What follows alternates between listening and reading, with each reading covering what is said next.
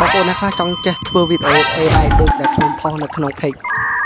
អញ្ចឹងបើសិនជាអ្នកនរគ្នាចង់ធ្វើអ្នកនរគ្នាអាចមើលវីដេអូនេះដល់ចប់បានខ្ញុំនឹងប្រាប់ពីរបៀបធ្វើរបស់គ្នាដំបូងអ្នកនរគ្នាត្រូវមានរូបមួយមកដែលយើងចង់ធ្វើហ្នឹងបន្ទាប់យើងមានរូបបែបហ្នឹងមួយយើងអាចចូលទៅក្នុង Chat GPT យើងសរសេរ prompt វាមកឬក៏យើងសរសេរជាអក្សរខ្មែរក៏បានដែរអ្នកនរគ្នាថាយើងចង់បានអីពី Chat GPT ហ្នឹងចង់ឲ្យធ្វើរូបបែបម៉េច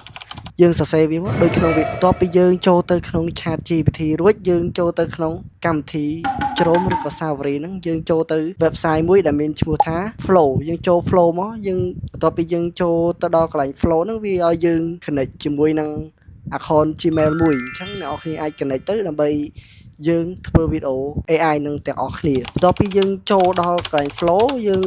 ភ្ជាប់ជាមួយនឹង account Gmail យើងហើយវានឹងចេញឲ្យយើង create ទៅលើរូបភាពដែលយើងចង់បានវាបន្ទាប់ពីយើងបាន create ហើយយើង create រូបមួយដែលយើងចង់ឲ្យ Flow ហ្នឹងវាធ្វើអ្នកនរគ្នា AI Flow ហ្នឹងវានឹងធ្វើជូនយើងសរសេរអ្វីដែលយើងចង់ធ្វើដល់អ្វីដែលយើងចង់ឲ្យវាឮសំឡេងបែបណា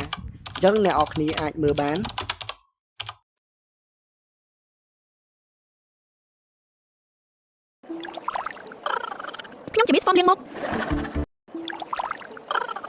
ខ្ញុំជា Miss Form លៀងមុខ